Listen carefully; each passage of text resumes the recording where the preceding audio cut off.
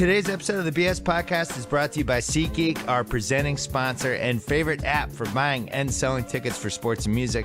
Go to SeatGeek.com/BS to start using SeatGeek, especially with baseball season coming up. Don't forget to download the free SeatGeek app. And our promo code BS, SeatGeek sends you $20 upon your first purchase. Today's episode is also brought to you by Simply Safe. There's no better way to protect your home. Remember, any home security company that says it's free has a huge contract and conditions attached. Simply Safe has no long-term contracts and the best 24/7 protection possible for just $14.99 a month. Visit simplysafebuild.com. You get my 10% off discount, simplysafebuild.com. Today's episode is also brought to you by The Ringer, my new website. Our 3 times a week newsletter is going to launch in mid-March. So go to theringer.com. Subscribe to that, please. I beg you. Okay, we're off. Yeah. Clear enough for you? All right. It's a rainy Monday here in Southern California. Dan Wetzel from Yahoo, he brought the rain. He brought the bad weather with you. You're in LA, and I do not forgive you for the weather right now. People in LA, when it rains, they drive like the rest of the country when 8 inches of snow hit. Yeah, even 18 inches of snow. We should mention you have the Wetzel to 40 podcast on Yahoo, which you do every day. I admire your commitment to that. I can't believe you've never been on the BS podcast before, or even the BS Report or any of those. I guess you couldn't have been on when I was at ESPN. You were at Yahoo. That would have been weird. Yeah, I was banned. Yeah, it wasn't a ban. It was more of an uneasy truce. Lots to I've discuss. been banned from a lot of places, so it's all right. Yeah, lots to discuss. UFC, did you go, or you wrote about it? You were actually there, right? I was there. Yep, 196. It was awesome. Great night. Great final 2 fights. Yeah, every time this happens, everybody says it's a bad thing for the UFC, and that you actually wrote that, this was the worst case scenario to have these 2 upsets. Isn't this what the UFC is, though, where it's just every time you think they have these new stars cemented, the stars lose? Well, yeah, what I said was it's the worst case scenario for the short term, but the whole point of what they've done is build a real sport. Right. And that's why it works, because the fans can trust the UFC. So there's no doubt that this was a short-term bottom line was not good. They were projecting the Rousey-Holm 2 to be the biggest fight they were ever going to have. Now, maybe UFC would have eclipsed that, but there was talk of 2 million pay-per-view buys on the rematch of that fight. Now, let's say they're off a little bit. That's still their record is 1.5, I think, for UFC 100. That I'm guessing on that. I don't need Dana being upset with me for getting the wrong numbers, but close enough. It was a huge fight, and all they had to do was wait for Ronda Rousey to get healthy, finish filming movies, and train, and they had a September or November mega fight that was going to make a fortune. So instead of doing that, though, which is what boxing would do, which is why we hate, I love boxing, but why it drives even the people who cover and love boxing, drives us all crazy. It's what another MMA organization would do.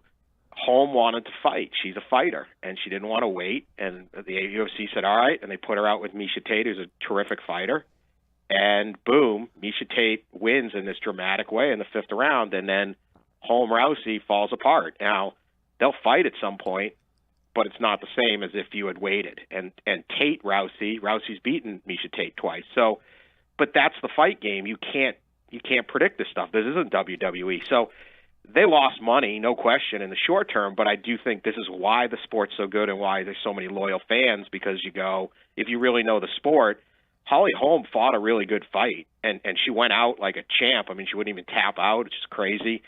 And it was actually a really exciting kind of 3-pronged battle there in the women's bantamweight division, which you never would have thought you'd say, but it's a loss for the big money in the fall. Okay, can I do a counter argument? Sure. Why wouldn't I still get Rousey-Holm?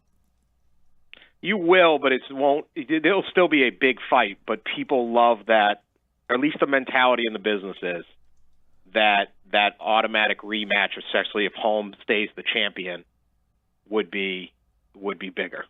I don't think it's going to be a small fight when they eventually fight. Isn't it bigger though that she kind of ended the Rousey mystique and sent Rousey into this tailspin? She's talking about how she thought about suicide briefly right after she got knocked out, and she's trying to regroup. And I don't know. I think that's compelling whether or not whether that Holm has the belt.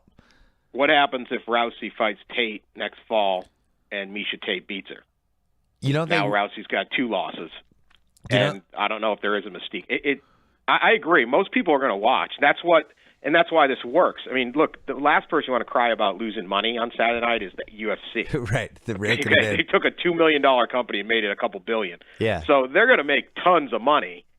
It's like, I always hate this, and people talk about it like, oh, God, the NBA's in trouble if they don't get the Lakers and the Celtics in the finals. Like, oh, no, what if it's Detroit, San Antonio? They're going to lose a ton of money. Like, what, the NBA's going to shut down shop because with a couple more rating points? No, who cares? Right. Maybe less people watch because of local markets. But when you're obsessed with the local market matchup to get your TV, that's like the NHL. You want to just be able to say, hey, this is what happens. And sometimes we get the right matchup. So it'll still be a big fight. But let's say Miesha Tate beats Ronda Rousey now. Now, she hasn't beaten her last 2. Rousey dominated. But what if Rousey then retires? You had a sure thing laying there, and now it's a little more uncertain. But the UFC is going to be totally fine. Why does Rousey have to fight the champ? Why can't she just fight Holm first and then fight the champ? Dana wants her fighting Tate. I guess that's what he announced. Really? It's a good point. Yeah. Oh, see, I would think the revenge fight would be the first fight she would have coming back, right? This is like Tyson Douglas 2. Tyson Douglas 2 never happened because Douglas fell apart pretty much right afterwards. But I don't think anybody cares about these belts either. No. Some people care, but you want to see 2 people fight, and you don't really care what the belt is. So it is true, right? It is interesting that the belt seems to matter a little bit less in UFC because it really just comes down, I guess, because it's so much more violent. It's almost like, whoever wins, that matters more than the belt, just because usually the other person is either choked out or knocked out or whatever. You couldn't watch the fight Saturday night and say Miesha Tate dominated. Yeah. Like Holly Holm was going to win the fight, and she was winning on all the scorecards. She's winning the 5th round. Miesha Tate knows it, and in this absolutely dramatic fashion makes this Hail Mary shot to take her down, and it works, and then holds on. I mean, it was a great fight. It doesn't hurt Holly Holm that she really lost the fight, but it's what keeps you from the cover of Sports Illustrated. It's what keeps you from the hype that takes a fight from really big to possibly the biggest of all time. It was shades of Vision Quest. Loudon Swain down 5 points with shoot. And one last Hail Mary move. I thought the great thing about, or one of the many great things about UFC, and the reason that I find myself gravitating to it more, is you have these moments where somebody's getting choked out and they're just like, I'm not tapping. I can get out of this. And then they actually pass out. It was awesome. I mean, I feel bad for Holly Holm. It's awesome. I watched a woman get choked out, like 10 feet from me. It was awesome. But let me say this about this, too, because I noticed this Saturday night. Inside the MGM Grand, it was kind of a dull first 3 fights on the card. Yeah. And everybody wanted the 3rd fight to end so they could get to the women fighting. And that fight was organically huge. This was not like, even a couple years ago, this would have been like Foxy boxing practically, or like it's a gimmick, or people weren't comfortable with it, or what do they look like? This was like everybody wanted to see these 2 fight because it was going to be a great fight. And as like female athletes, there's nothing like, oh, they try just as hard, or this is almost as good. It was every bit as good. Yeah. And this is not like your PC crowd at the if you've never been to a fight, this is not the PC crowd at the MGM Grand on Saturday night. Like, this is hardcore, and they just love them because they fight hard. And it was a great fight, and that's pretty cool to see.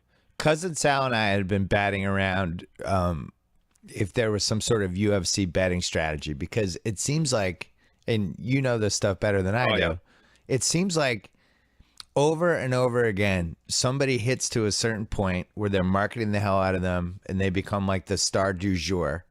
The odds get swung out of whack, and it's usually like 4-1, 6-1, 7-1, 8-1, and they lose.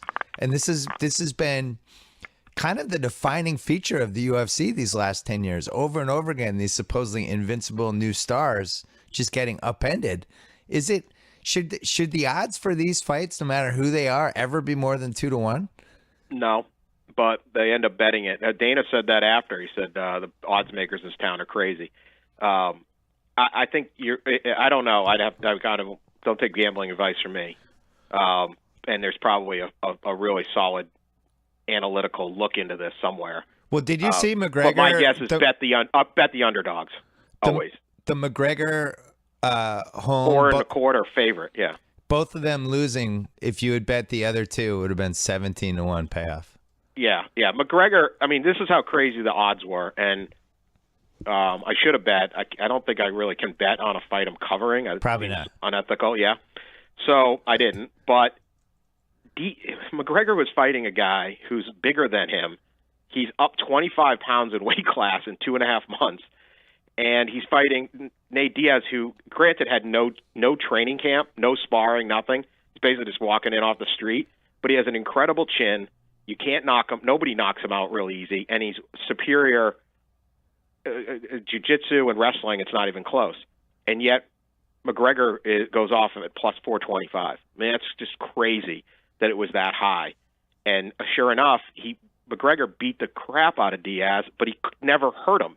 He cut him, but he never rattled him. Diaz, like the Diazes, both Nate and Nick, they're like, hit me. The fight doesn't start until you've punched me 20 times in a row, and now we'll start fighting. Like they spot him like a round or two. Just keep hitting me. Now we'll get going. And sure enough, he couldn't. He was too small. Every shot he was hitting him with would have knocked out a featherweight. He couldn't knock out a guy at 170. And eventually he just ran out of energy. And McGregor's look in his eye was like, I can't do this. And he stopped even trying to do combos. He's trying to throw these wild haymakers and eventually gets beat. There's no way that is that implausible of an outcome that it should have been this huge, unbelievable upset. Yeah, I mean, to put on 25 pounds in 10 weeks, that seemed a little suspicious to me. I just thought, I guess the case against Diaz was just that he didn't have enough time to prepare for it. But man, to be a 4-1 favorite when you had to put on that much weight, and also like they've cracked down on the PED testing, right? Yeah. So 25 pounds in 10 weeks, I don't even know how you do that. Well, I mean, he's have to cut weight to get to 145, so he's probably fighting at 155 or 160. And then he fought Saturday night at 168. So it's not quite, but to go up in that put on scale, like 12 pounds at least. Yeah. He got much bigger. Take a look at if you're really bored, take a look at the weigh-in pictures of McGregor in December and then in March. Like he doesn't look like the same guy. Right. He's just filled out. He's so skinny back then. So he didn't have to make a weight cut, but it's really the length. That makes sense. It's the length and the reach, and then he fought Nate Diaz, who is impossible to knock out. He's just hard to. He's not impossible if he's been knocked out, but you have to hit him so many times, and so it was a really weird fight because McGregor was winning. He was dominating the fight for the first round and a half, but he just couldn't. He has nothing but knockout, and so he couldn't. Once he realized he couldn't take him down, and he was out of energy. Eventually, Nate Diaz is good. Nate Diaz rides his bike 100 miles a day and is just always in good cardio. But Diaz said he had no sparring, so he just took the first round like sparring. Yeah. And just got cut up and just kept going. So it was there were upsets, but neither were huge upsets. And Tate beating Holm was kind of a great play. It was just a great move. So it was exciting. Like I said, there were big money got lost in the short term, but this is why I think fans love the UFC, because their guys fight and there's not hiding them and it's not all concocted up and it's not scripted in any way. And so if this is what happens, then so be it. And that's why they have a base of X number of hundreds of thousands of people that will buy every single pay-per-view and have for, 15, 16 years. Yeah. And wrestling right now, they've had a lot of injuries to main stars. They lost Daniel Bryan, he retired. They lost CM Punk, obviously. They lost John Cena's hurt. Lesnar's part-time. Yeah, Lesnar's part-time. Randy Orton's out. They just kept losing guys. And wrestling's a sport where you have to have the stars. You have to sell the personalities. In UFC, it just seems like a self-regeneration. Every And couple months, it's somebody else. The pool gets bigger and deeper. And that's one of the things that, one of the criticism I hated after Rousey lost was this idea that, Rousey was a fraud or the media made her up. Because Rousey was dominating. She was unbelievable. And we'd never seen a woman fighter that good before. But the sport grows so quick as these other fighters jump in on it. So, if you watched, Royce Gracie run UFC 1, Royce Gracie could not have been the champion at UFC 60. And the guys that, Chuck Liddell, you put him in the ring with John Jones right now, at their peaks, it's a total mismatch.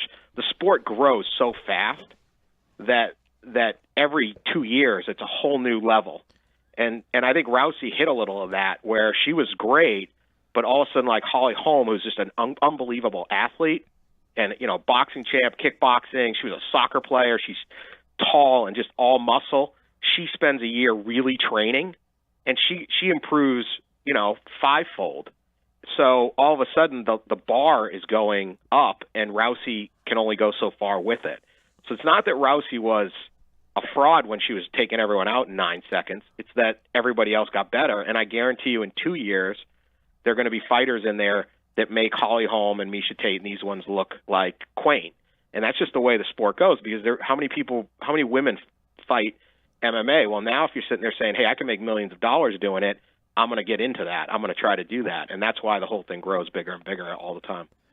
You've been covering this for a while. I mean, you cover a lot of stuff, but you've always kind of been around this. When did you notice a mainstream kind of shift at some of these big fights? Well, I don't go to all of them. I mean, I started maybe in I don't know what the first one I covered was, maybe in the 70s or something, UFC 70s or something. I can't quite remember.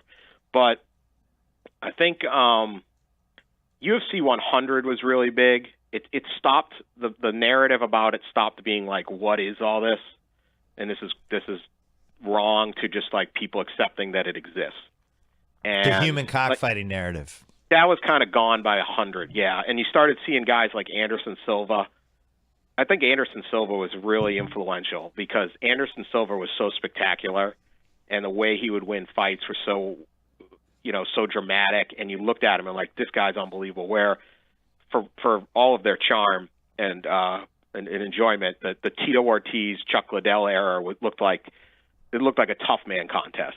Even those guys were way better than that, Butterbean or whatever those old guys were. Yeah. But it really separated. I thought Anderson Silva was really influential because nobody could watch Anderson Silva and not go, that guy's an unbelievable athlete. Holy cow, I can't believe he just did that. Yeah. And that was big, and you got to 100. They brought in Lesnar, and Lesnar didn't last, and I actually think that probably helped MMA, even though he was really good for a while. That brought in a lot of attention, and I think people stuck with it.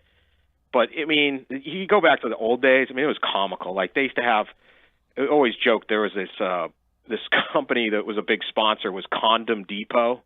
I don't know if you remember the early – they'd have it on the ring, and, guys would wear it on their shorts.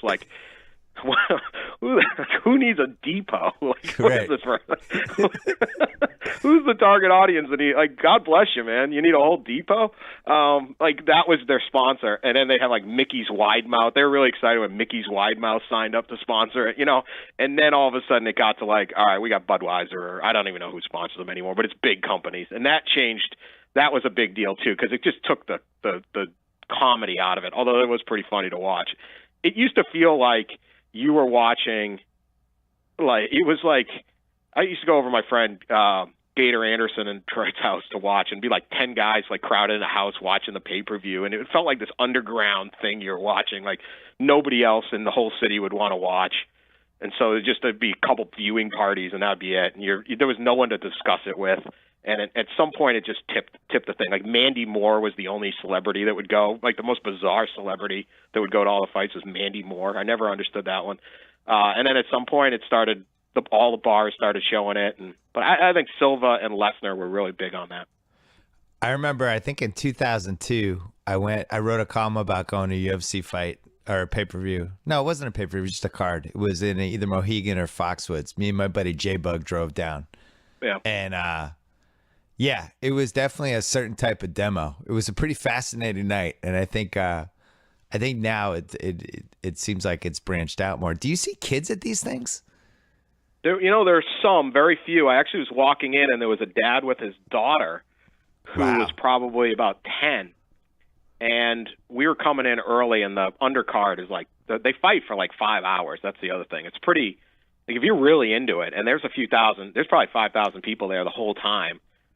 They watch like 15, 20 fights. They just keep going all night.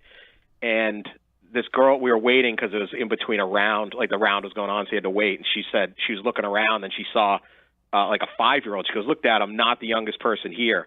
And he was laughing, and I was like, "You got some courage taking her here." And she loves it. So yeah, it's not a lot, but there's some of them there. It's mainly men, and it's mainly, it's still, you don't want to. If someone bumps into you at these things, just accept. Right. Just move on. Sorry, man. Even if he weighs like 112 pounds, he's likely to break your arm. I think it has such a huge advantage over boxing with the consistency of just being able to throw out, 12 pay-per-views a year. Plus, they do a couple other things, but it's just the consistency of the product versus what you get in boxing, where it's like, what was the signature boxing fight last year? I can't even remember. Last year's Mayweather, Pacquiao. No, but I mean like signature, like I'm going to remember 20 years from now. Right. It's boxing. Sometimes just you get them on HBO. Flows. Yeah. No, and pay-per-view wise, you get a whole night of entertainment. I think that was a big thing when you started getting guys to go over people's houses to watch. Yeah. Is you'd get 2.5 hours, so it's like watching a game. And there'd be there's normally 5 fights, and then they throw at least 1 extra on, and sometimes 2, depending how long the fights are. So if you got 6 or 7 fights, some of them are going to be good. And even if the main event is bad, you feel like you got your money's worth because you had a whole night with your friends. Like I remember buying I don't know what it was. I can't even remember which guy beat him. I think it was Floyd Mayweather, Ricky Hatton, or else it was Pacquiao. Yeah. I can't remember who knocked him out. I bought the fight, and he knocked Ricky Hatton out in like 1 minute into the second round. And I'm like, I just paid $60 for 4 minutes. I can't even remember who beat Hatton. That's how bad the fight was. And I felt like I turned it off. I felt like I got ripped off. You don't get that. So it was a lot. I think that's always helped it, and that kind of brought people in. So it's interesting. You made the crucial point. Sometimes the best fight in these UFC pay-per-views can be in the first hour. You just never know. So you actually have to watch the whole 2.5, 3 hours. I mean, I can tell you, we cover, we're big on analytics at Yahoo and what people are reading. So the reason I've covered this for this many years is because people read it. Yeah. It's not like I like it. So, I mean, I like it, but I'm not like the biggest UFC fan by any stretch of the imagination. I'm not watching every fight on FS1 or something like that. It's just people read it. We get huge traffic off of this. So there is a lot of the fans are probably even bigger than most people recognize. I mean, it's stuff that a lot of the traditional media will cover does not nearly do as well, certainly not on the internet, as MMA does. All right, you're not getting tennis to work like UFC or something like that. It's just not happening. Do you want firmer, stronger abs? Do you want to tone those hard-to-reach core muscles? Do you want to take your ab workouts to the next level? Let me introduce you to Slender Tone Connect Abs. Slender Tone's abdominal toning belt is controlled via a smart app that creates your personal training plan, tracks workouts, and sends customized tips to keep you motivated. Their EMS technology sends deep pulses that engage your stomach muscles, causing them to flex and contract like in regular exercise, giving you a stronger core.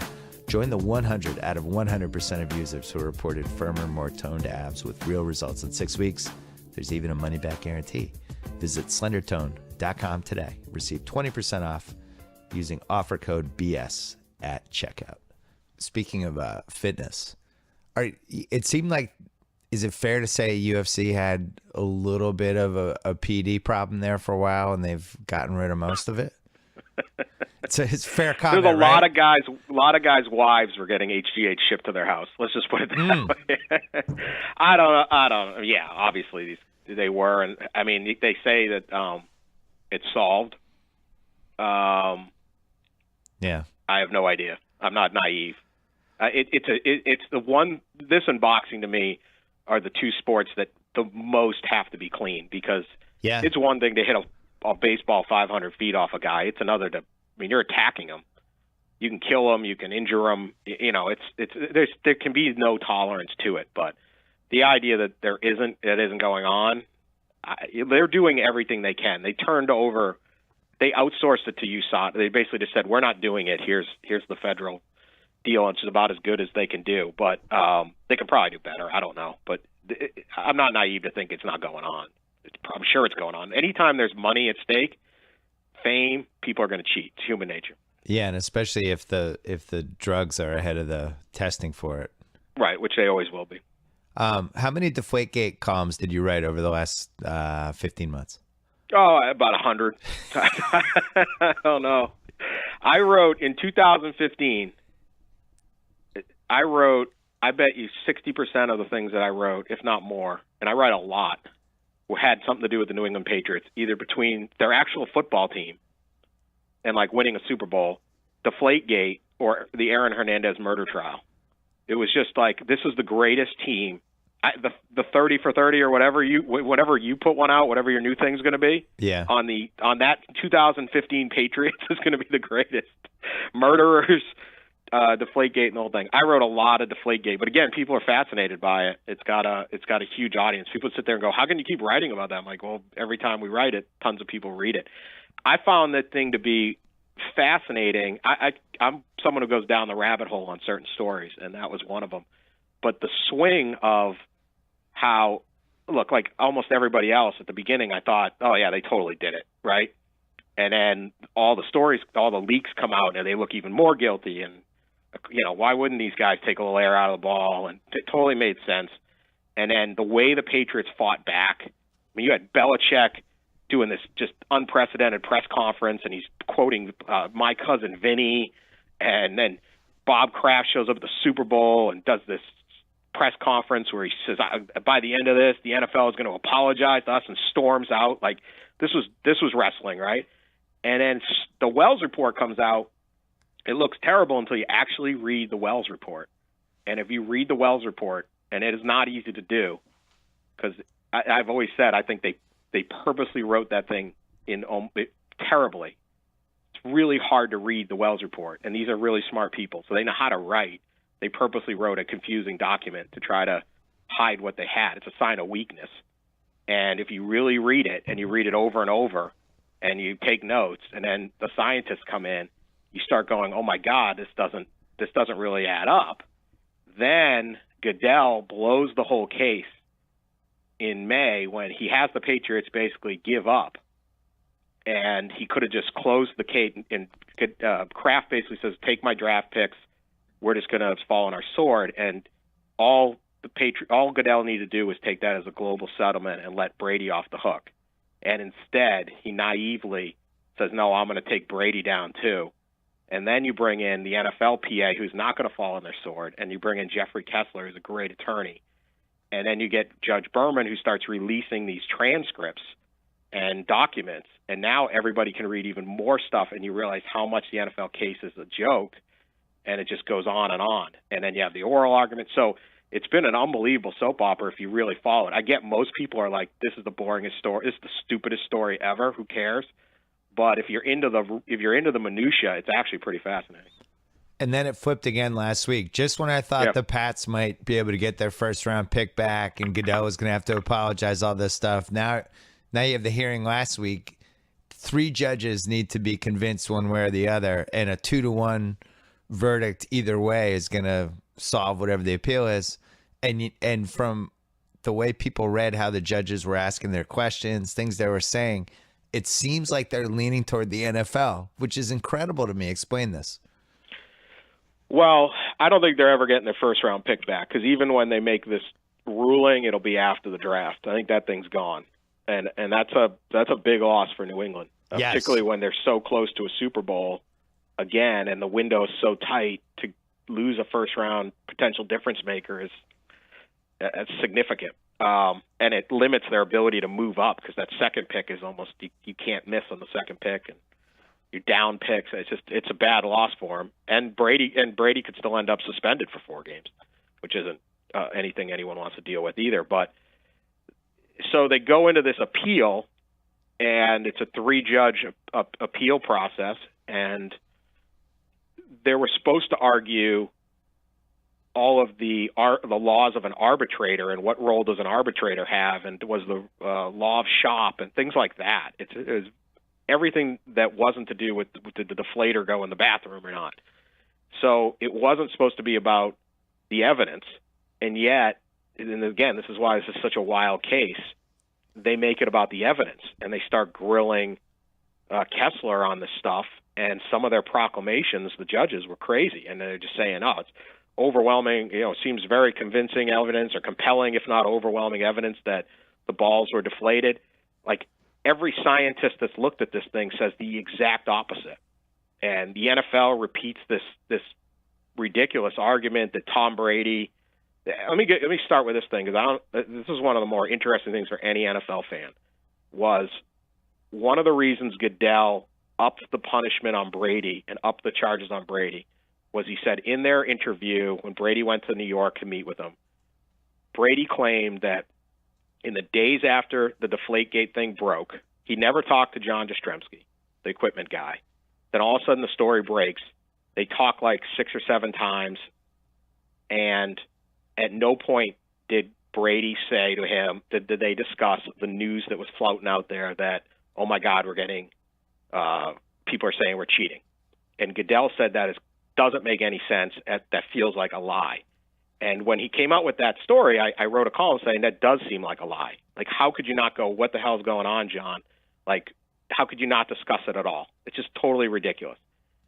But when Judge Berman releases the transcript of the actual hearing, in the transcript, it shows Goodell asked Brady about it, or Brady was asked about it by different guys. And on 5 different occasions, he mentions that they did discuss all the news floating around. And they were talking about that as well as preparing for the Super Bowl. So Goodell completely misrepresented what Tom Brady said in the transcript. And the NFL thought that transcript would stay under seal, and they argued that transcript should stay under seal. And Berman comes out and says, no, we'll make it public. And that was kind of the moment to me last summer when I really was like, this is a really crazy case. Like, you have the commissioner of the NFL inventing testimony on the star player to get him to up the charges against him. And that was amazing. But what was even more amazing is the NFL was still making the argument that Brady and Jastrzemski never discussed Deflategate in the days when Deflategate hit last week at the hearing. And right. So the idea that this thing is still getting, perpetuated just makes no sense. And I think that's what a lot of people who follow the case closely, and there's this cult of people, it's just New England fans. Right. There's all these lawyers and like observers and scientists and all these people around the country, professors, that are fascinated by the other part of the case, not about did he deflate the ball, but all this other stuff. That's the one everyone was like, oh my God, I can't believe we're still going on that. And what's really crazy is the the fact that he broke his cell phone seems to be the go-to point for anyone who's right. against whatever. And when you look at all the stuff the NFL has done the last 10 years, I've made this point before, I'm going to make it again. Who in their right mind would turn their cell phone over to a league that, doesn't always seem to do things on the level, that leaks things to the media, that has intentionally tried to make people look bad that they were going against? Why would I ever in a million years give my cell phone to Roger Goodell in the NFL? Right. And he was told he didn't have to give his cell phone over. He shouldn't have destroyed it. I wrote like you said, I read a million columns. Big mistake. Should have put it in a safe deposit box. Give it to your lawyer, whatever. I disagree. I would have destroyed it. Why do I want it around? What if it's subpoenaed and now I have all these pictures and texts and emails, and why do I guess you're that? right. Because if they're going to they're going to find something to attack you on, they'll just find something else. Right. So when that thing hit, I remember that story came out, and the NFL case was getting wobbly, and all of a sudden, I think it was Stephen A. Smith had the scoop that Brady destroyed the cell phone, and I just was like, oh, here you go. Like, of course they leak that out to have a whole day of Brady destroyed the cell phone in no context. And the NFL is genius at this thing. Yeah. We still don't know. Who was it that reported 11 of the 12 footballs? Someone told Chris Mortensen that. He didn't just invent it. And it had to have been, I'm guaranteed it was a really good source. Significantly deflated by 2 pounds. 2 pounds. it wasn't happened. But you go back to the beginning, because people say to me, the other one people say to me is, why would they do this? Like, it doesn't make any sense. And I agree. It doesn't in the grand scheme of things. But if you go back to the beginning of the story, the Colts thought the Patriots were deflating footballs. And they intercept the pass, and they give the ball on the sideline to assistant equipment guy. And he pulls out a measuring device, and he measures the PSI level in the football. And it's below 12.5, of course, because it's 45 degrees out. At that point, this guy had no idea about ideal gas law. I don't know if he didn't take high school physics. I don't know what happened. He immediately alerts everyone on the sideline. Granted, the Colts are all hyped up, so it shouldn't matter what the Colts think. Of course, they're going to think the other team's cheating. They all think the other team. They scream holding every single play on the sideline. So all of a sudden the NFL executives who are all at the game because of the AFC title game, including Troy Vincent, they come charging down and they're going to measure the balls. Apparently, and Vincent said it himself, but apparently none of the people in this knew about ideal gas law either, and the fact that the balls naturally deflate in colder weather.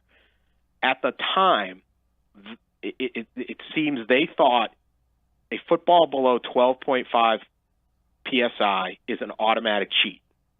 And if you're at 11 or 10 or 10.8 or 11.2, you're significantly cheating because you can't just be a little bit pregnant on this. The truth is you can be. And buried in the Wells report is the whole exponent thing that has been disputed by a lot of scientists, but even they admit the footballs could be as low as 11.3. So most of those balls they tested weren't even against the rules. But you left out the part that they didn't even really write down what the numbers were before the game and all that. The guy didn't even write that down. Who knows? Because they didn't care. So they were like close enough. So they might have sent a ball out there that was 12.3 or 12.4. Also, anyone who's lived in cold weather knows that when it dips below 40 degrees, your tires get a little, like sometimes the light will go on that your tire's too low. It's because when it gets cold, things deflate. And that's what Belichick said a couple days later, because Belichick went through the ringer on that. And I remember talking to Patriots people like he's like, who cheated? You know, like I think he had the same idea that all of us had. Like, what the hell happened here? Right. And remember at the time people were saying Belichick engineered it, and Belichick should be barred from the Super Bowl, and it's so outrageous. But that becomes a thing. So yeah, how don't you know? There's no science to it. So you get down to it. If you look at the footballs they tested, again, we have no perfect. I would recommend anyone watch this guy at MIT, Dr. John Leonard, does a whole class on it. And he's an Eagles fan. I know he's at MIT, but he's an Eagles fan, and this guy's. I mean, just listen to him. He's a genius, right? He's an MIT professor.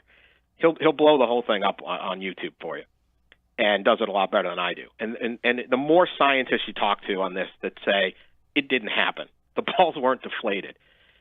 That's when you sit there and go, this whole thing, you're working backwards from it. But that's what they had. They thought, we caught them, you cheated significantly, now we're going to back it up with confirmation bias, and they're looking for stuff. So, hey, the guy goes in the bathroom. Well, that does sound suspicious, but maybe he just went to the bathroom.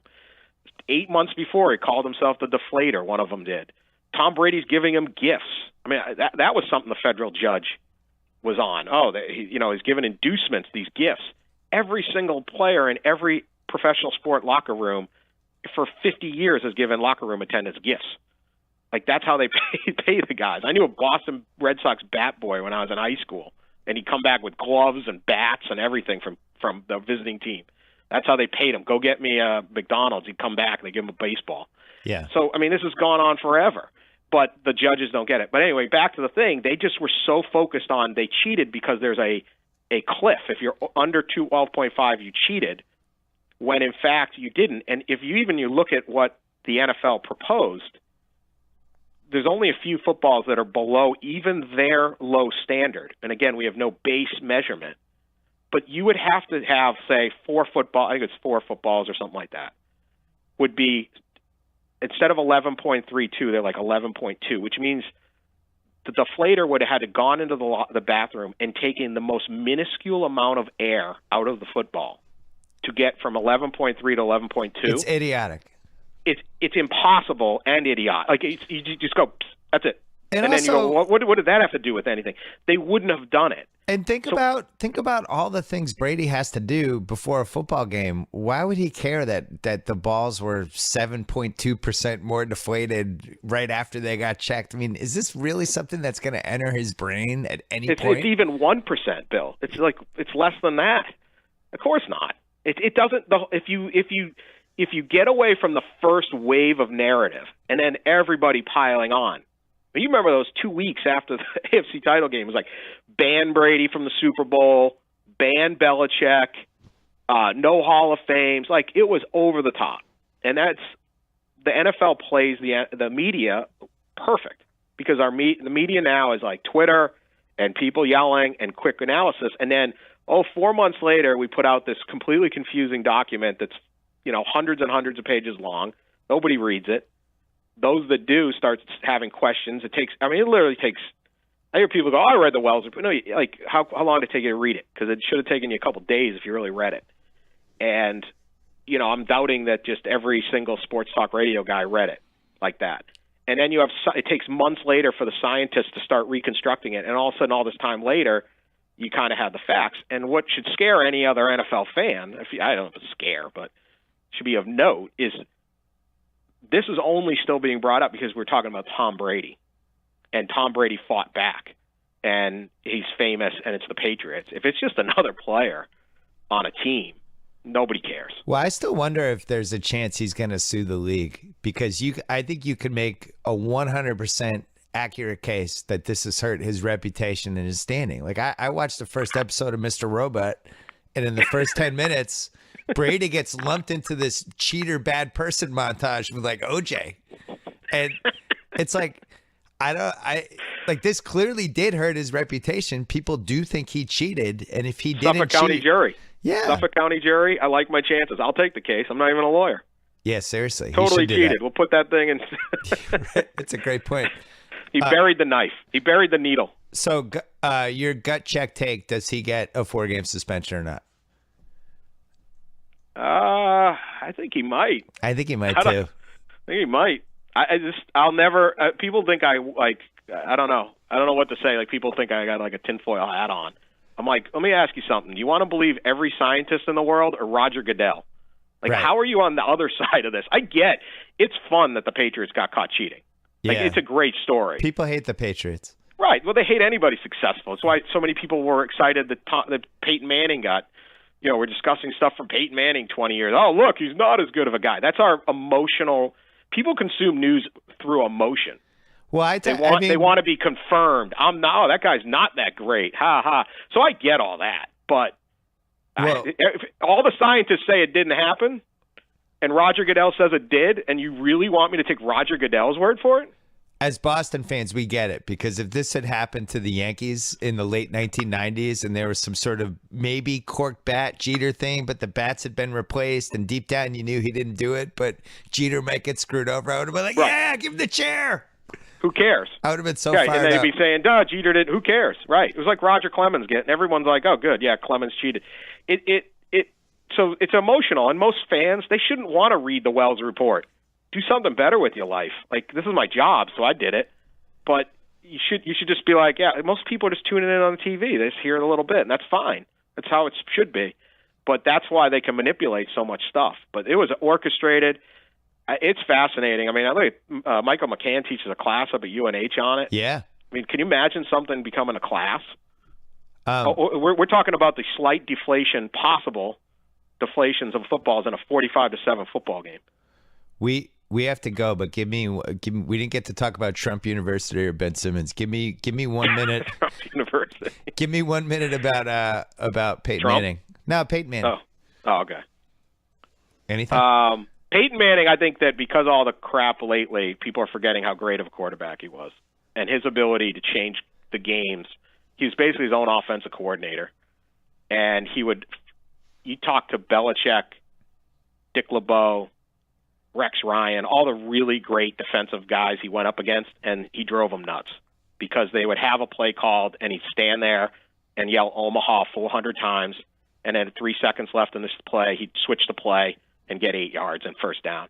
I think that's underrated about Peyton Manning because of all the the commercials, the Papa John's, the Tennessee stuff. Like, this guy was unbelievable. When he was on his game, he was so hard to stop. And you talk to the great defensive minds in the NFL, and they don't put those other quarterbacks in with him.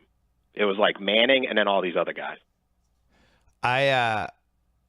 I thought Brady had some very nice things to say about him to Peter King. Although it bothers me that Brady talks to Peter King when I don't feel like Peter King had his back. I feel like Brady should only talk to you and me.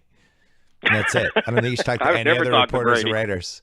I think he should only talk to the people who had his back during Deflategate.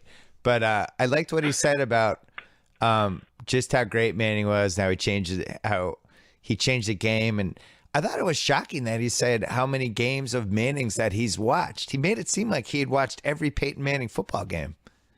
Did you read that? Probably did. He also changed film study.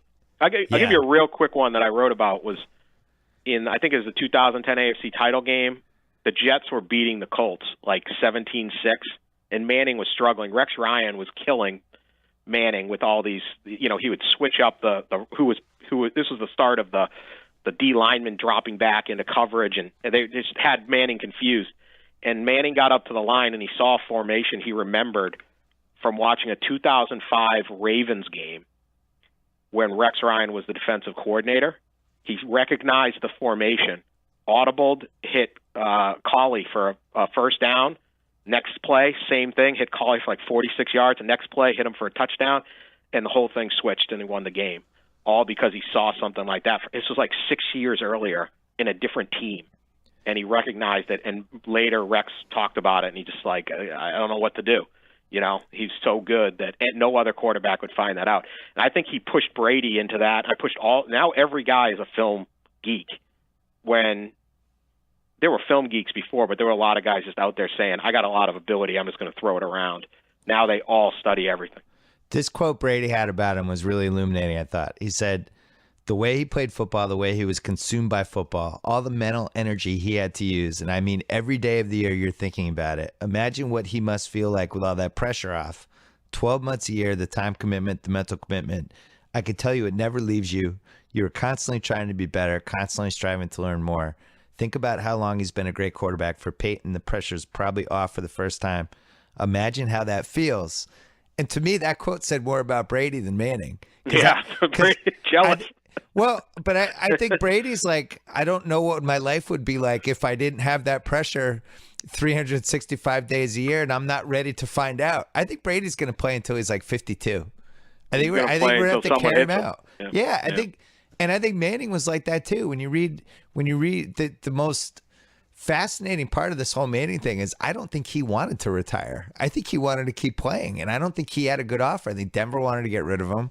Really, the LA Rams were the only team that were sniffing around a little bit, and they wouldn't even guarantee him a starting job, and he kind of begrudgingly went away. And I just don't believe this was like one of those things where he's like, I'm done. This is great. I really think if anybody had come to him and said, be our quarterback next year, I think he's doing it. I really do. Almost every single no one walks away. No. And none of, including regular people. You just get cut from your high school team, or you get to college, or you don't, you basically get shoved into right field in Little League or something like that. Like, everyone keeps playing as long as they can play. It's just most of us are told to stop playing much earlier than 39. And I do think he sat out there and just said, let's see what comes in.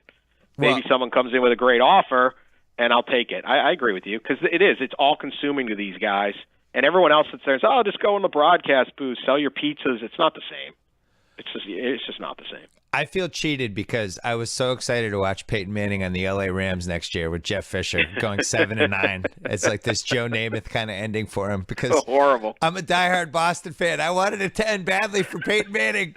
Why couldn't you have would happened? show up just to watch him get sacked 5 times a game? I would have loved it. I would have gone to all the games and rooted for the other team. It was a lost marketing opportunity for the Rams. Yeah. Do you feel like that second Super Bowl changed his legacy at all? Because he really did nothing in that game. I thought the previous game was when he really had an impact against the Pats. I don't think it changes his legacy. He should go down for all the reasons that he was a great quarterback. Yes. He didn't win that thing. No. Von Miller won it. DeMarcus Ware won it. Those guys won it. He didn't win it. It's great that he did it. And, I recognize how hard it had to have been for him to say, I'm going to be a game manager. And in a lot of ways, he did a good job with that. Because if you're going to have a game manager, you might as well have like the smartest QB ever be your game manager. Yeah. But I don't know that they weren't better off with Osweiler in there sometimes in that game. He couldn't throw the ball. So I think it was the media particularly get really excited about, storybook endings and narratives and all this stuff. And I think it's cool that he got to walk out with a Super Bowl. I don't think it was I'm sure cool. I didn't find it cool at all. I didn't enjoy it in the least. If only he'd thrown it to Gronk on the 2-point conversion, right? You'll never forgive Brady for that one. That ends it. So he gets that, but I don't think anyone could look at that second thing and say he had anything to do with winning that Super Bowl. He had 2 drives. I played it perfectly because I bet on the Broncos and the under, and I had all kinds of Broncos bets, so I couldn't lose either way. But I do feel like he burned Jamie Collins twice with Owen Daniels in the AFC title game on 2 really good passes where Jamie Collins is the best defensive player in the Pats, and he lost the game for the Pats basically on those 2 plays, and Manning kind of used him and abused him, and that was, to me, that was his biggest contribution. That game, when you go back and look at it, and I'm sure you have tears and into your pillow and all that. It's still on my DVR. Yeah, it was almost unfathomable how New England lost that game. It's just like so many. I think one of the most underrated or least discussed plays was the third. It was like 3rd and 10, and Amendola caught the ball like 5 yards from the 5 or 6 yards from the first down, and he makes this gutsy play to get it to 1, like dives under and does his Amendola thing. And then it's 4th and 1, so they go for it. If he just gets tackled, it's 4th and 6, and they kick a field goal. Yeah. It's like little stuff like that. That's why football is awesome. It's crazy that the Pats won 4 Super Bowls and yet had like 4 or 5 of the worst losses of my life. You're spoiled. Nobody wants to hear you. Nobody. Not one person. Viking fans Not and one Bills person. fans and Browns fans are going crazy right now. Even Belichick would be like, look at Bill. Just chill out, man. I got you to the AFC title game every year. All right, Dan Wetzel, we could read you at Yahoo Sports. We can listen to your podcast, Wetzel to 40, every single day. I'm glad we finally did this, and I look forward to talking to you later in the year as we edge toward either the end to Deflategate, UFC 200, something. There'll be some reason for us talking. Thanks for coming on. All right. Thanks, Bill. Hey, it's officially golf season. We're 1 month away from the Masters. CBS is showing those promos. That's when you really start thinking about golf. And you should have been thinking about it anyway, because the new Callaway XR driver was designed with the world's leading aerodynamic engineers from Boeing. Yeah, Boeing, the place that makes jets.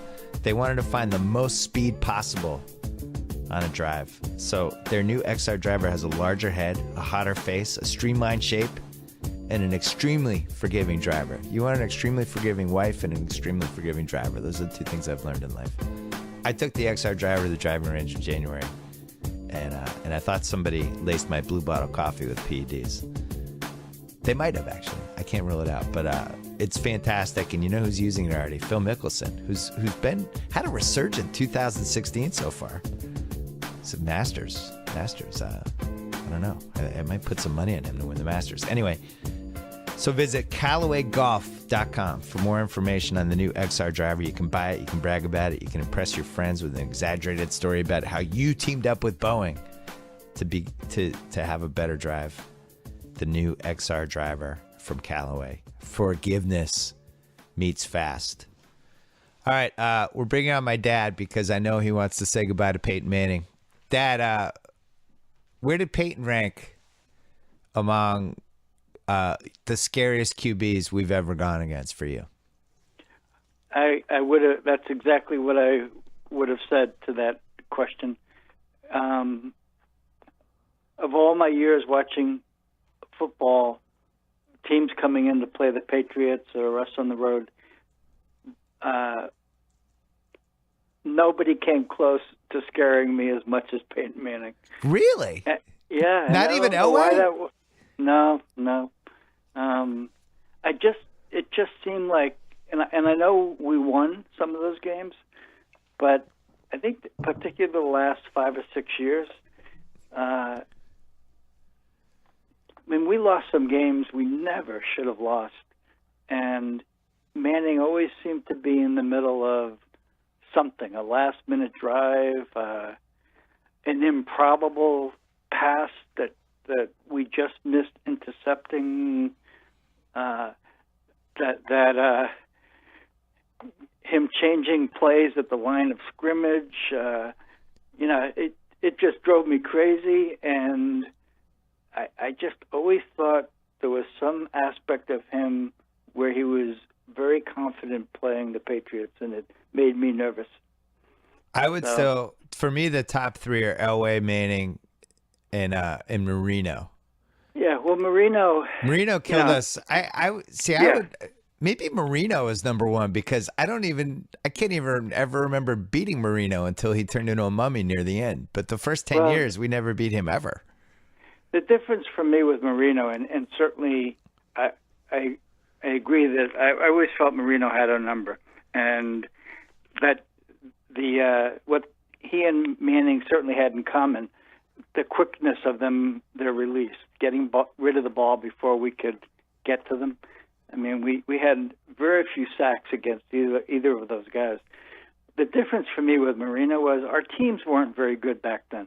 Yeah. And I don't, Marino, yeah, he was scary, but our teams weren't very good, and I'm not sure that Marino was necessarily the difference.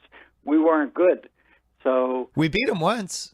We beat him in the AFC title game in the 85 season before the Bears beat us by 36 points. Yeah, so once. But I don't think Miami's team was as strong as it was earlier in Marino's career. But again, that's the big difference for me. I didn't have confidence in those Patriot teams, and that was exacerbated by how good Marino was against us. For me, Manning, I feel Manning's play probably cost us 2 or 3 Super Bowl visits. And you look back at some of those games, and sometimes they'll have them on the NFL Network. I still don't know how we lost those games. He pulled rabbits out of hats, and we never could get to him. It kind of reminded me of that 08 Super Bowl when we had his brother wrapped up, and we should have sacked in the fourth quarter, and it didn't happen. Constantly that happened against Peyton Manning. We almost got him. We were just there ready to pull him down, gets the pass off, open running back, runs for 30 yards. In my lifetime, he's just the quarterback that most impacted me negatively. So I want to remind you of a stat. Do you know what John Elway's record was against the Patriots? But we weren't very good in those years. And do you know the answer to this question? No, I don't know the answer. He was 10-0. We never beat him. Well, but we stuck. Yeah, but do you remember the night when we made the Super Bowl in '96 when Jacksonville beat Denver? That was about as excited as I've ever been about a non-Patriots football game. Yeah, remember that? Because it was like, oh, they took out Elway. We never would have beaten Elway, and then all of a sudden we're in the Super Bowl. That's a good point. We probably wouldn't have beaten Elway. No, but he owned us. Yeah. I would go Elway 1. The thing with Manning is I really felt like we could beat him those first few years. Remember, Brady beat him the first season that he became the starter. Then we beat him in the playoffs twice, and I was like, oh, we own this guy. And then from that point on, he started beating us. Yeah, that's why I clarified the last 5 or 6 years. You and I have talked about this. There's always, it seems like a defining moment that changes things. And for me, it was that AFC Championship game when we were up 18 going into the third quarter. And I think it was Belichick did the 4th down and 4th and 2, and I could still see the.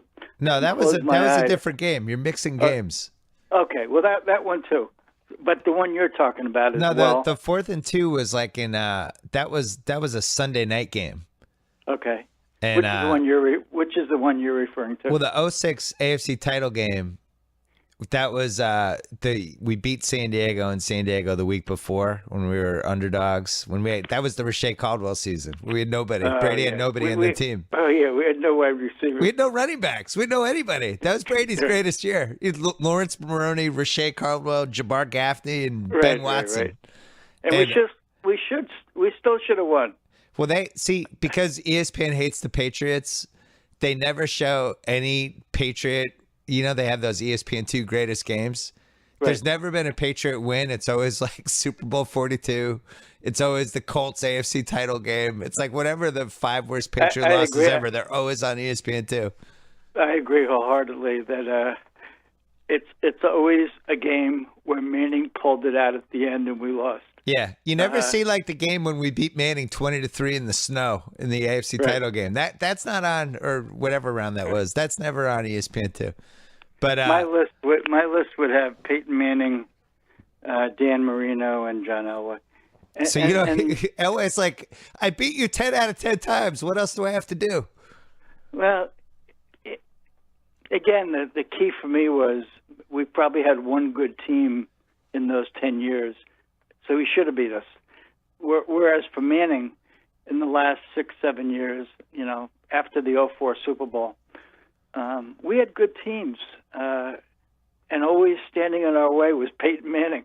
Yeah. And yeah, we beat him a couple times, but putting aside the first few years, if you look at the record from 2006 to 2016, there were games that I just think we should have won, and he was the difference maker in one way or the other. Hence, whenever either the Colts or Denver had the ball and Manning was behind center and yelling out his, play calling changes at the line. See, I'm going the other way. I think Manning, I think it's like the 86 Lakers. Our best team in 86, the Lakers just, they intentionally threw the series before so they wouldn't have to play us in the Western Finals. They intentionally lost to the Rockets. They didn't want to get their asses kicked. If they intentionally lost to the Rockets. Well, no, just bear with me. Okay. And then in 2007, when we had our best Patriots team, guess who decides to lose the week before he's about to play the Patriots? Guess who gets upset by Phil Rivers and the San Diego Chargers? Oh, yeah, Peyton Manning. He didn't want any part of the 2007 Pats. That's my narrative, and that's the narrative I'm sticking to, whether it's right or wrong. That's what makes me feel better when I fall asleep at night. The 86 Lakers and the 2007 Colts, cowards. Total cowards. Didn't want any part of us. You don't like that? You don't like that narrative? It could have been in the back of Peyton's mind. I'm not disputing it. He didn't want to lose to Brady. He just didn't. I really don't think a Magic Johnson team purposely avoided the Celtics. No, but and allowed Houston to win that series. But. No, I think they rolled over. I think they subconsciously they didn't want to play us. Now it's funny when I used to do TV with Magic, when we'd be sitting in that room for 8 hours. Right. At least 10 different times I started in on how the 86 Lakers didn't want any part of the Celtics in the finals. And what was his response? He would get so mad. He was like, "Oh, you're lucky. You're lucky we weren't there because we matched that. We would have beaten you guys." Like, you weren't there. We'll never know. We were getting these arguments. He had a good sense of humor about it. But unfortunately, Magic could always respond with, 87. During that 5-year period, we did meet you 3 times, and we won 2 of those 3 times. So. Yeah, but as my point to him was always, well, it was a 4-year battle, and we each won 2 titles. It's not our fault that you forfeited 1986, which is a hard one to refute. I'm sure that went over real well. So. But yeah, so in 2007, when they were the defending champs, and then San Diego snuck in. That was like a weirdly dissatisfying AFC title game. Remember Phil Rivers was playing on a bad knee? Right. And the Pats eked it out. Yeah. Anyway. Well, Peyton Manning. Hey, while I still have you on here, I disagree. I think Elway was the scariest guy. The more I'm thinking about it, I was like, I never, ever in a million years felt like we were ever going to beat John Elway. What was there to be scared about? Because we sucked? Matt Castle was quarterbacking those teams, Patriots still would have lost. for me, the quarterback didn't make the difference in those years. And then later on, the last 5-6 years, Manning did have an impact in games against good Patriots teams, and therefore scared me more than either Manning or Elway did in the earlier years. All right, well, great. I'll get you a framed Peyton Manning picture. You can put it up in your den. You liked him so much. I don't like either Manning, by the way. It's not just Peyton Manning. And I don't like the father. I know. I mean... It's my least favorite family. You really... I blame the father. I mean, obviously, you've become successful and thanks. People like you, and it's all because of your father's influence. Look at Peyton and Eli. So we can blame the father, right?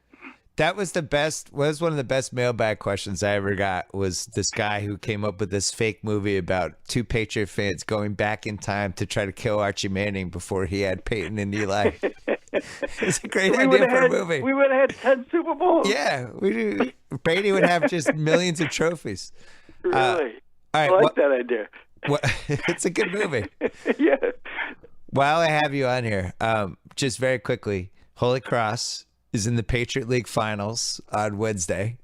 You didn't have to text me and tell me, by the way. I already had it on my TV. That is true. And I was watching it. Yeah, you are. I forgot. You're retired.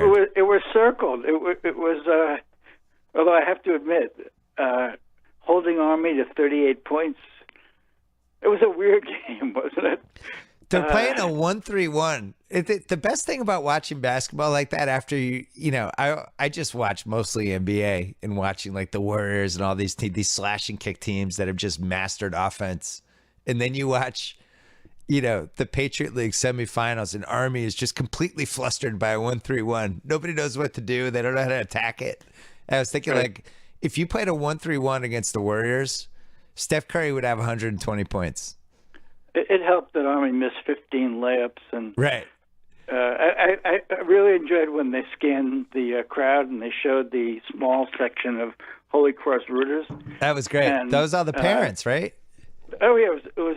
I don't know if they were parents or they were just fans who followed the team, and they were all the ex-athletes who, when they played at Holy Cross, they weighed 180, and now they weigh 380.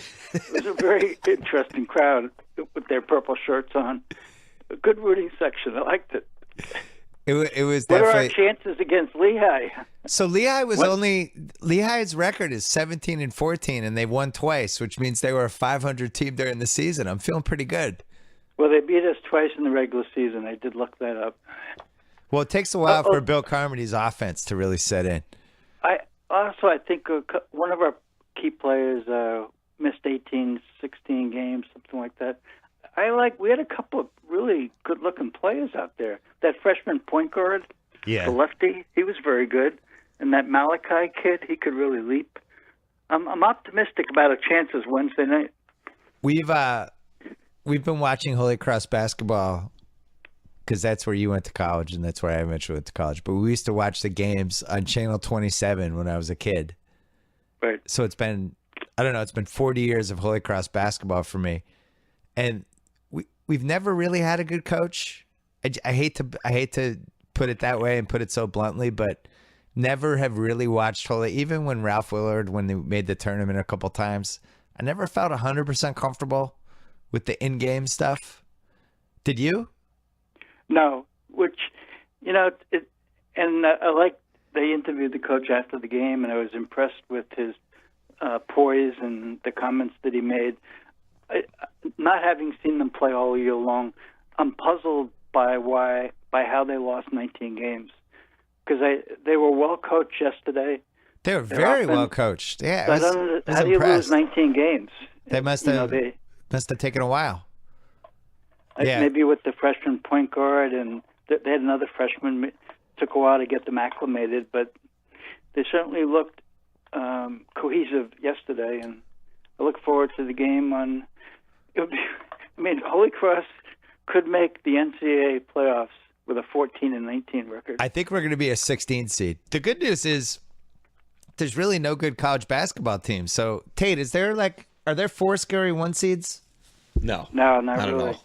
No. So you like our chances? Yeah, I like the 16-1 upset. The Holy Cross is shocking the world.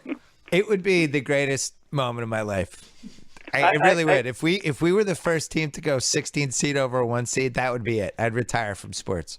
I do have one bitter sports moment to share that involves Holy Cross. Don't remember the year. We were playing a team with Tayshaun Prince on it. Oh yeah, that was in 2003. Okay, a very winnable game. Actually, it came down to the last couple of minutes. Tayshaun Prince, I never liked him afterwards. Can't believe he played for the Celtics. Yeah. We couldn't stop him. Kept making that corner jump shot. And that was one of those Ralph Willard seasons. It's the same thing with Dwayne Wade. I mean, these are great players that ended up playing in the NBA, but I always felt like those were winnable games. The Marquette game, you're right. That was the other game. Yep. Remember that? We were like, who's this Dwayne Wade? This Dwayne Wade's really good. Is this guy going to be a good pro? Like both of us were. I think anyone who watched that game thought that guy had some major potential.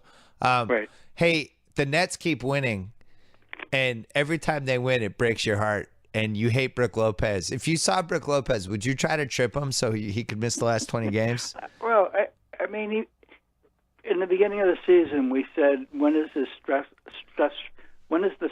fracture in his leg going to occur? Foot going to occur? To be fair, we weren't. Hold on, but from a Schadenfreude purpose, we weren't rooting for this. I'm just assumed. A very nice guy. We just assumed he was going to play not 82 games because his history would suggest that he goes down from time to time. Wishing ill will on the man, but his history told us that most likely he'd play about 35 games. Yeah, we penciled him in from between 35 to 55 games, and he's played every game this year until Saturday night. They rested him. So I hate to admit this because I'm probably the only person in America who was on his computer following the game, not watching the game, but following the written description of each play. Yeah. And it comes down to Brooklyn's down by a point. Oh, this is against Denver. Yeah, against Denver. The backup Larkin point guard, Larkin misses a layup. I think the game's over. And then it scrolls on. Lopez tips it in. Nets win. I mean, really? Oh, that's what it said? It said Larkin missed it, and then it said Lopez tipped it in? Yeah, I thought the game was over. And you were watching this on your Gamecast because you don't have League Pass. Yeah, I don't have League Pass because I'm on a fixed income, and this my is son terrible. hasn't been helping me out. So this is terrible. I was watching Gamecast. It's the saddest thing I've ever heard. You should. It sounds like you're in like a nursing home. You and your roommate were watching Gamecast. So we have let's see. Brooklyn is 18-45. Phoenix won last night. They're only one game behind Brooklyn.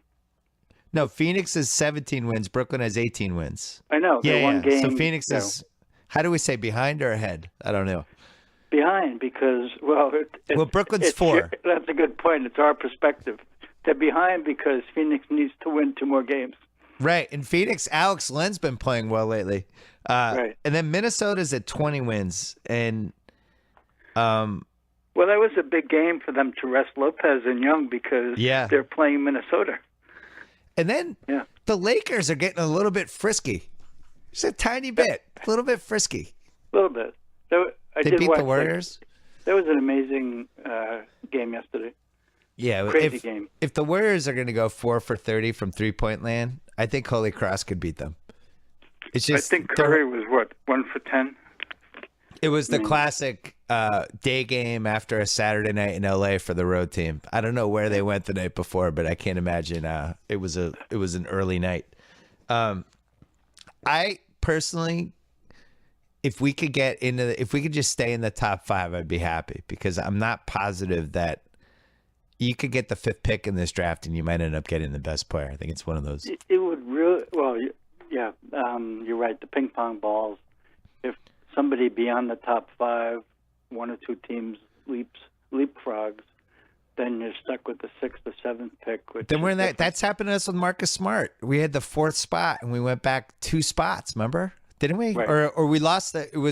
We had a coin flip for the 4th spot, which we lost, which you were the only person on the internet watching the coin flip live. Somehow you had a live stream. You had a GoPro camera in the coin flip. And then, so we lost. There wasn't a large audience for that? No, so we lost that, and then somebody leapfrogged us, and we went from 4 to 6. But I actually like Marcus Smart. I mean, I'm happy with it. Quickly, and then we have to go. This is a really likable Celtics team. You went on Friday night. You saw them beat the Knicks. Very likable. You said the fans stood for the last 3 minutes, just old school standing up.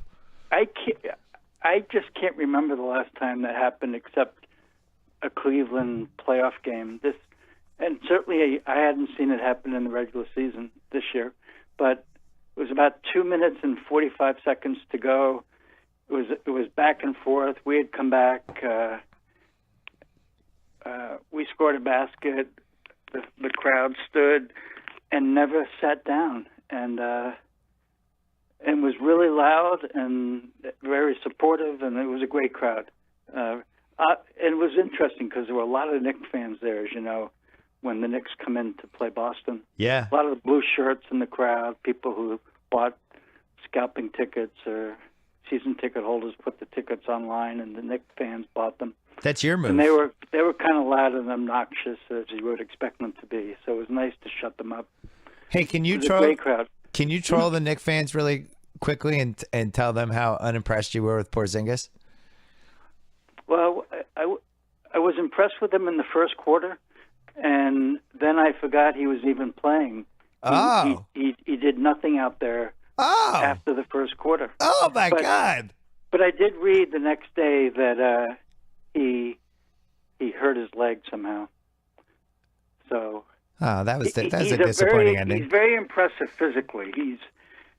You don't realize how big a man he is. Yeah. Until he was standing next to Zella, who's a good 7'1". Yeah. And he made Zella look small. And certainly you can't block his jump shot. So I'm impressed. I'd love to have him on my team. I have to be candid. I mean, what is he, 19 years old? See, that didn't go how I wanted it to go. You were way too complimentary. I'm sorry, but I really like Porzingis too. I'm all in. I think if they do the draft over again, he's second. You talk about this year's draft and you get the 4th or 5th pick. Boy, can you imagine the Celtics getting him and adding him to our team? Well, what about last year when we were rooting for them to make the playoffs, and then they made the playoffs, and then it turns out that draft 1 through 13 was about as loaded as it got. Actually, 1 through 14, because Cameron Payne's really good on OKC. We had the 16th pick in a 14-player awesome draft. Yeah, that sucked. That's true. That was a bummer. I mean, that book has been terrific. A couple of those, even Winslow not putting up big numbers. But if you look at his stat line, he does a lot of assists and rebounds. I like that guy. I like that Miami team. I think that team's starting to feel a little sleepery, but I like Winslow a lot. I think he's going to be excellent. I didn't like they picked up Joe Johnson because I think he really helps that team playing the forward spot. They didn't just pick him up. I think they resuscitated him. He was like a walking corpse for this whole season, and he actually looks like Joe Johnson a little bit again. That team's a little scary. I don't think we would see them in round 1. It depends. I mean, they're a half game behind us right now. Right, but it's 3 seed, 4 seed. We're going to play one of those crappy Charlotte, Indiana type teams that will probably beat us in 6. We just can't go on a 3 or 4 game losing streak because if you look at how tightly the teams are bunched, it looks like we're pretty set in terms of getting in the playoffs, but you go on a 3 or 4 game losing streak, and suddenly you're the 7th seed. Right. And that's what would worry me a little bit. Did you watch the Cavs game on Saturday night where we didn't get a call for 2 straight quarters? It was incredible. No, we were not home, so I didn't see that game. It was good. It was like toe-to-toe, toe-to-toe, toe-to-toe, and then 13 straight calls went against us. And everyone on the Celtics lost their composure. And I include myself because I had like 4 tweets on that, getting very upset about it. I can't handle when and then the Cleveland fans seem to think that LeBron never gets any calls. I don't think I've ever watched a Cleveland game where he goes to the basket and doesn't get the call. So I don't know what the truth is on that. Right. But well, it's kind of funny because I did read on Sunday that like smart card technical and the players were whining too much. So I made a guess who one of the three referees was, and I was right. Scott Foster? Scott Foster. Yeah, Celtic killer. I just made a guess, and he was one of the three refs. Yeah, he's been killing us forever. How did that happen? Yeah. Scott Foster, every time I see him, I think of 2008 NBA Finals Game 5 in L.A. when he basically just put a Laker jersey on. It was incredible. It was, in fact, when he retires, you could make a case the Lakers should retire his number just for that Game 5 performance. He must have had a Cleveland jersey on Saturday night because he's the lead ref, if I recall. Yeah, I saw him. I was like, oh, no. Yeah, it's one of those. Him and Bill Kennedy. Although I don't know if Bill Kennedy still has it out for us, but Scott Foster, you just see him, you're like, oh, no. Oh, boy. Well, I think it's pretty bad when somebody who doesn't watch the game simply reads that the players lost it, there were technicals called. And you just assumed you thought Scott Foster or Tony Brothers must have been involved. Tony Brothers is another one. Although he's not just bad for us, he's bad for every single team in the league. He doesn't discriminate. Yeah. I don't think Tony Brothers has it out for you. No. I think he's just incompetent. He has it out for the sport of basketball. Whereas Scott Foster has this stellar reputation. Nah, not really anymore. Not anymore? No, he's not good. Well, because of our podcast, probably. Yeah. Well, he's probably going to listen this afternoon. I look forward to us leading the Cavs 2-1 in the playoff series, and then seeing him for Game 4 in Boston, and just being like, "Oh no, oh God, here we go." Well, I love Brad Stevens, and I'm going to vote for him for the presidency. I almost when I voted for the primary last week, I almost wrote his name in. You just Brad Stevens Belichick? No, Brad Stevens is. I'm not going to share which party I'm affiliated with. Don't do that. Please don't. Yeah. Okay. Thanks to Slender Tone Connect, the smart fitness device that tones and tightens your abs using clinically proven EMS technology. Slender Tone Connect creates your personal toning plan, tracks workouts, and gives you firmer, more toned abs within 6 weeks. Visit slendertone.com today. Receive 20% off using BS at checkout. Thanks to Callaway. Remember, they worked with the world's leading aerodynamic engineers from Boeing to find even more speed for their new XR driver. Larger head, streamlined shape, hotter face, extremely forgiving. Visit CallawayGolf.com for more information on the new XR driver from Callaway. Forgiveness meets fast. Thanks to HBO Now. Download the HBO Now app and start your free 1-month trial today. You don't need cable or satellite to watch HBO anymore. Thanks to SeatGeek, the presenting sponsor of the Bill Simmons podcast at Channel 33. Don't forget to follow The Ringer on Twitter @Ringer. Don't forget to subscribe to our upcoming newsletter at theringer.com. Did you subscribe to our newsletter, Dad? I did. All right, good. It's coming out in about 2 weeks. Maybe I'm looking forward to it, and I'm going to write a letter this afternoon to Callaway saying that they sponsored me on the podcast, and therefore I would like them to sponsor me with the NBA League Pass. Maybe they should do that. Yeah. Instead of a driver, maybe they I don't play golf It's anymore. like $30 for the rest of the season, you cheapskate. I'm just going to send you a check. Maybe for your BS podcast today, your appearance today. All right, Dad. I'll talk to you in the week. Thanks. All right, take care. Bye. We about this bitch. Anytime y'all want to see me again, rewind this track right here. Close your eyes.